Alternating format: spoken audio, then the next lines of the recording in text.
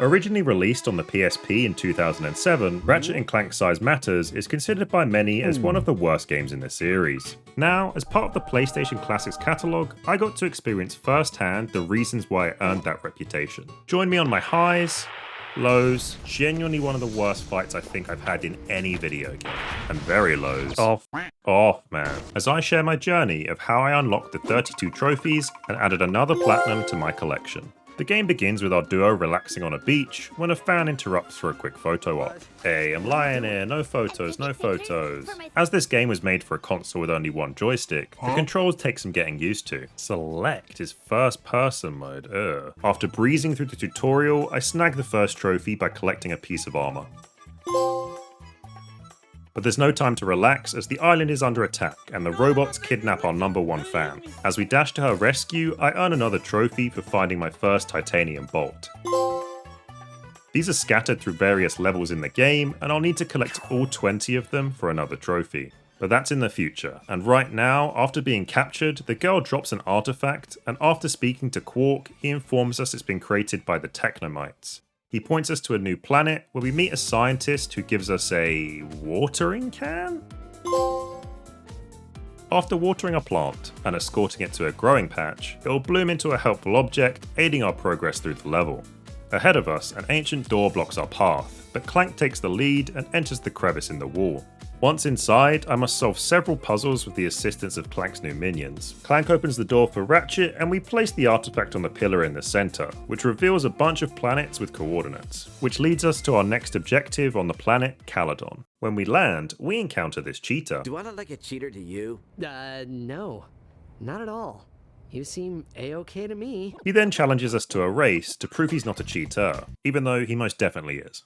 Again, since this port is from the PSP, the controls are rather clunky. Okay. However, as part of the PlayStation's classic catalogue, games like this offer a rewind feature, enabling us to go back and correct any mistakes. After our victory, he hands us a shrink ray, which we conveniently need to enter the building up ahead. I use my skills from Tony Hawk Underground to enter the facility, and afterwards earn 2 more trophies. The first trophy, Display of Vandalism, is awarded for smashing 5 display cabinets in the lobby.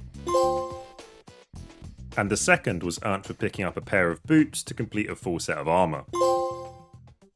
Deeper into the facility and we encounter the first boss of the game. That is one ugly boy. At the time, I was unaware of an extra trophy that would come back later to haunt me. For now though, I simply earned the trophy for defeating it. That wasn't too difficult.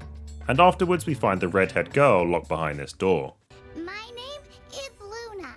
Doesn't she turn out to be like evil or something? 2 seconds later. They will be surprised it was so easy Oh, there you to go. capture such stupendous superheroes. We learn that Luna has been secretly spying on us the whole time, studying our skills for a devious plan. She captures Ratchet and sends Clank to this scrapyard planet. You're on planet Metalis in the middle of Robot War 3!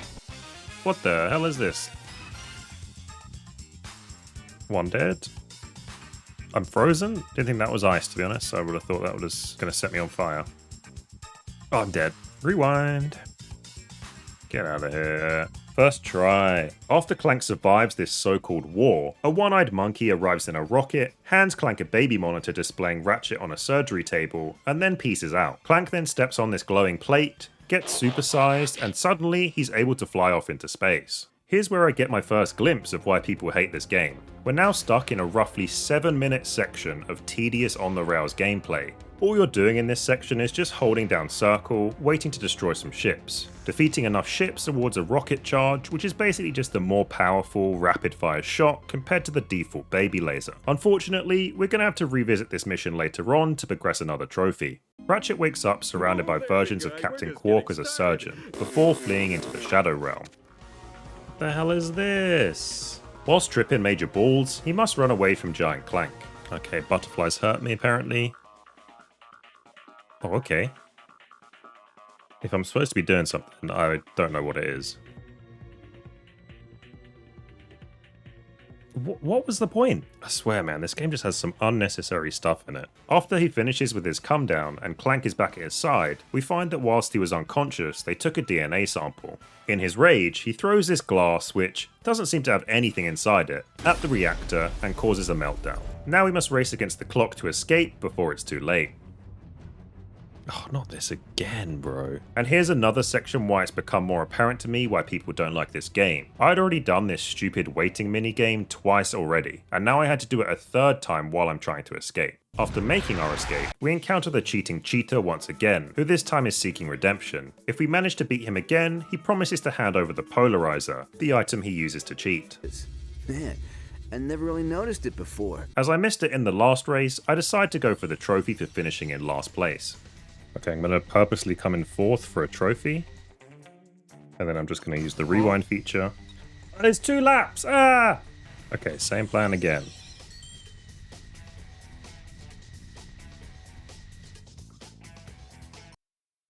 I won the race. Okay, I didn't want to do that. Okay, we're rewinding. Okay, come in fourth, lose the race. Okay. Earn them out of order, but it is what it is. Remember, it doesn't matter what order you earn them in, as long as you earned them. With the polarizer now unlocked, we head to the coordinates Clank found and gain access to the Technomite City. Here I also earn another trophy for purchasing my first weapon mod. In the next room, I was able to level up one of my guns to level 3. Oh, dual wield, let's go. You level up guns simply by defeating enemies. Oh, why was that so delayed? Am I playing on a PS3? What is this? After battling through this fairly challenging elevator fight, Jesus Christ, dude. My god, that's really difficult. And putting my platforming skills to the test, what the hell, man. I make it to the next boss fight, which was no match for my bots and bees. We finally track down Luna, only to discover she's actually been a robot controlled by the Technomites the entire time. She's also a rocket ship, because why wouldn't she be? Prompting us to give chase once again, this time to Dani Moon. Upon arriving at the new planet, I protect these local farmers from the werewolves. Or so I thought. Oh no, they were just sheep. I'm so sorry. Before narrowly escaping a flying, combine harvester death machine. Oh shit. We're then confronted by the Technomites who pull the classic villain move and tell us their sinister plan. Using our advanced cloning technology, Emperor Otto has begun creating an entire army of Ratchets. His clone factory is churning them out as we speak. You are already too late to stop him. And then my misery began. What the hell? Cool, just straight up dead. And I start from all the way back here? Oh my god, I hate you. Thanks to the rewind feature, I didn't have to tackle the running section again, but this fight still kicked the crap out of me. Oh my god. Oh my god. Dude. This is crazy how awful this... Oh my god, shut up. Oh, what a respawn. Oh my god, this fight is absolutely miserable. Thank god for the replay feature. Oh my goodness. I want to die. Oh, I am dying over and over again. Release me from this prison, please. Oh. Genuinely one of the worst fights I think I've had in any video game. Oh, fuck off. Die. Oh my god, thank you. Jesus Christ. There was no need for it to be that annoying. Clank then does some rummaging in Luna's memory banks before getting fried by her security.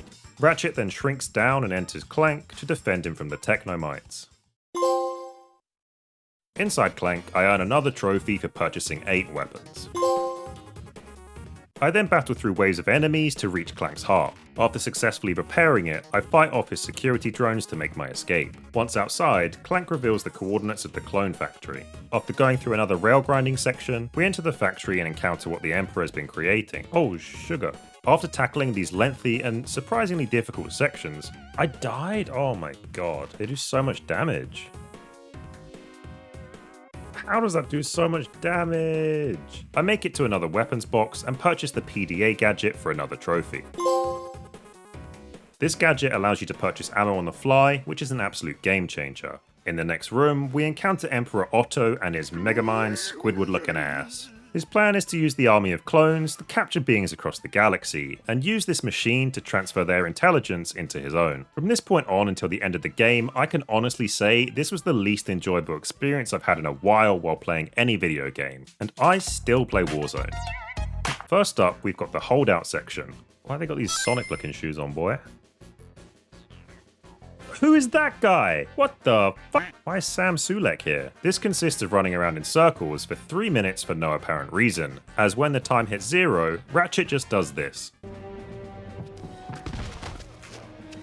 Couldn't have done that 3 minutes ago. Next up is the Clank section, where for 90% of the time, you're just waiting for him to land so you can deal some actual damage. Pink, get down. This is gonna take forever. Just get down so we can finish the fight, my god. Thank god. Finally, we arrive at the last showdown, but before you can do any damage, you must first break his shield. Oh my god, I did no damage to him. Oh, no way this goes on like this for... This is going to take like 9 years. You can probably do more damage with a wet paper towel. All the while, he's unleashing green waves that have the hitbox of a Boeing airplane. And he one-shot me? Oh my god, you're supposed to do this all in one life? Oh my god. This is insane. This is worse than the Luna fight. Oh, fuck off. Oh, f off, man. Oh my god, these bosses are awful. Get out of here. In the end, his plan backfires, and he ends up stuck with the intelligence of a monkey. Oh no. Now what are we gonna do with him? Real quick, I just want to take a moment to thank everyone who has subscribed. We just passed 500, which is absolutely insane to me. It truly means the world to me that you've enjoyed the videos enough to stick around and want to see some more. Let's see if we can hit 1,000 by the end of the year. With the story now completed, I enter challenge mode to clean up the remaining trophies. Challenge mode is essentially New Game Plus, where the only thing you lose are the gadgets you unlock through the story. Kicking things off with a trophy I forgot to earn the first time round, which can be earned in less than 10 seconds of the game. Just turn around as soon as you spawn, jump in the ocean, and get eaten by a fish. The next trophy was for finding my 10th bolt. And then to earn the trophy Worker's Dozen, I need to reach the maximum bolt multiplier of 12. The counter increases every few kills without taking damage, so again, I would be abusing the rewind feature. From now on, anytime I lose that multiplier, I would rewind. Later on, there's a trophy that requires a staggering 10 million bolts, and I don't want to have to do any extra grinding for them. But for right now, I was able to achieve the trophy for holding 1 million bolts at one time. I mentioned earlier that there was a trophy that came back to bite me. Defeating Mungo with a wrench took me almost 30 minutes on challenge mode. Okay. I would constantly get one shot, and the timing on my swing had to be frame perfect. Oh, come on. Oh my god, do not do this on the challenger mode. Do not. Just do it on normal mode, please. Arriving at the second race, and I need to channel my inner Tony Hawk again to pull off a shortcut for another trophy. I need to make it from here to here. Thankfully I had a full boost meter, so it wasn't an issue. And for winning the race, I re-unlocked the polarizer and earned the trophy for obtaining all of the gadgets. Whilst I was here, I also headed back into the Shadow Realm for another trophy. I hadn't bought any upgrades for my guns yet because I was trying to save up for those 10 million bolts, wanting to avoid the grind. However, after spending nearly 15 minutes on the battleship boss, I realized I needed more firepower. There was no way I wanted that Luna fight to drag on, so I decided to purchase the Titan version of the rocket launcher, which earned me another trophy. Given how little damage the weapons typically do in this game, I wasn't expecting much. But to my surprise, I finished the fight in under 5 minutes. Afterwards, I entered Clank and found the last 2 bolts I needed for the trophy Bolt Champion. I briefly returned to the starting planet Poketaru, where a giant crab can now spawn. Defeating this big boy grants me another trophy. In one of the last rooms of the game, I finally racked up the bolts required to purchase the Rhino, the supposed best weapon in the game. Better late than never. Side note, this thing is hot garbage. With the bolt grind out of the way, I move on to the challenge of earning all 25 skill points. Skill points are earned for completing tasks throughout the levels. These tasks vary from completing all of the Clank challenges, having the plants devour these little guys, or not getting hit on the Clank boss fight. And some are not so simple, like the one I alluded to earlier, for achieving a score of 950 in the Clank flying mission, which requires near perfection. This one also just so happened to be my 15th skill point and earned me another trophy. Whilst plugging away at these challenges, I discover a secret armor set by combining 4 specific pieces of different sets, earning me yet another trophy. After a few more hours, I'd finally unlocked the 25th skill point needed to grant me access to the treehouse. This treehouse is filled with a treasure trove of Easter eggs and concept art from the developers, but I'm only here to unlock the last 2 trophies. The first is for completing one of the Clank challenges on this big TV screen. Compared to the others, this one was significantly more difficult. Even with the rewind feature, it took me around 20 minutes to get through it. This feature is an absolute godsend and makes playing some of these classic games much more bearable. And speaking of classic games, I recently made a video on Toy Story 2 for the PS1. I'll include a link to that video at the end of this one if you want to check it out. And last but not least, I earned the final trophy for picking up a weapon that was cut from the game, casually left sitting at the top of this ramp. If you liked the video, let me know in the comments below, and I'll catch you in the next one.